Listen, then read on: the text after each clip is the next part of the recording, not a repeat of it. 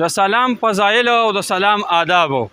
سلام به مونږه کله اچو کم حالت کې او سلام به پچا باندې اچو او سلام دا چې څوک اچي دا سنت ته واجب دی که فرض دی او د دې جواب واجب دی سنت ته که فرض دی. دې باره کې ته محترمه خبره کوم.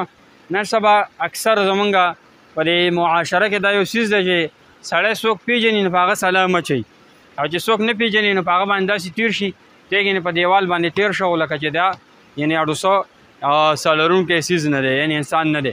بهر حال موږ تاسو له پکار دي چې سلام خو یو خو دا عام کو ها موږ تاسو سلام عام کو چې کله کور ته هم زو سلام اچو او چې کله مشر ته میلاویږم سلام اچو دا سنت دي دا رسول الله مبارک کړي دي. ها رسول الله مبارک به ماشومان هم سلام اچو.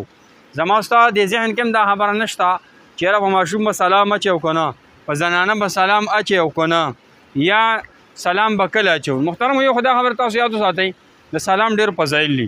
تا چې کله په چا سلام واچو نو ستا د هغه سره محبت پیدا شو د هغه ستا سره محبت پیدا شو. یو خبره خدا ده که ته سلام په دشمن هم واچې که تا سره نم لګي خو ته هغه ته وایې السلام علیکم ورحمت الله وبرکاتهو نو هغه به تا سره روغې ته تیار شي. د سلام دومره اثر دی. بله دا چې اوس کسان ناست دي 10 کسان ناست دي 20 کسان ناست دي نو دا یو کس چې تېرېږي دا به سلام اچوي او د 10 او 20 کې به جواب څوک ورکوي. او بله خبره دا ده چې د دې څه طریقه ده نو فرض کړه چې اوس په یو ځای کې خلک ناست دی او یو کس روان دی نو دا روان کس په ولاړو باندې سلام اچوي.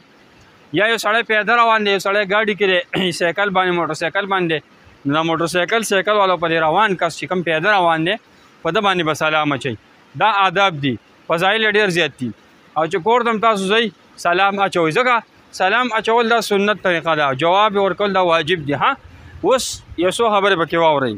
یو سړي سره زنانه روان دي په لاره ته پې سلام نه اچې ها ځکه هغه سره زنانه دي هغه به تاله جواب نشي درکولی او تاله په کار هم نه چې ته پې سلام واچې.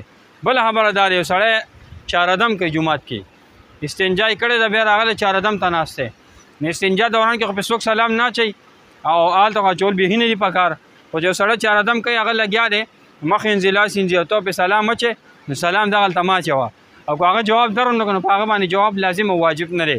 بله دا خبره یو سړی ډوډۍ ته ناست دی ډوډۍ ته ناست دی نو سلام پې لاول خبره ده چې وا پې نه چی بعضې ټایم کې ملګري دا تپوس هم کوي چې یاره اذان کېږي نو مونږ سلام اچو که نه سلام دغه ټایم کې اچوئ مو او جواب ورکول هم دغه ټایم کې لازم نه دی ځکه چې د بانک جواب لازم دی سړی بانک جواب ورکړي. نو مونږ تاسو له پکار ځکه چې الله مونږ تاسو ډېر ښکلې فضاګانې پیدا کړې دي او الله مونږ د دنیا ته څه ټایم لپاره رالیږلي دا وګوره د اسمان د غرونه د ښکلې ښکلې ځګونه دا الله جل شانو زموږ ستا لپاره پیدا کړي. نو ما تعالی پکار چې د الله اطاعت وکړو او د رسول الله اطاعت وکړو او خپل تعلق د الله سره جوړ کړو نو سلام باندې مستا د الله او د الله رسول سره تعلق جوړېږي. الله هم خوشحاله کړه پیج سره پاله کې خبره ډېر زیاته وایرل کړه الله هم خوشحاله کړه.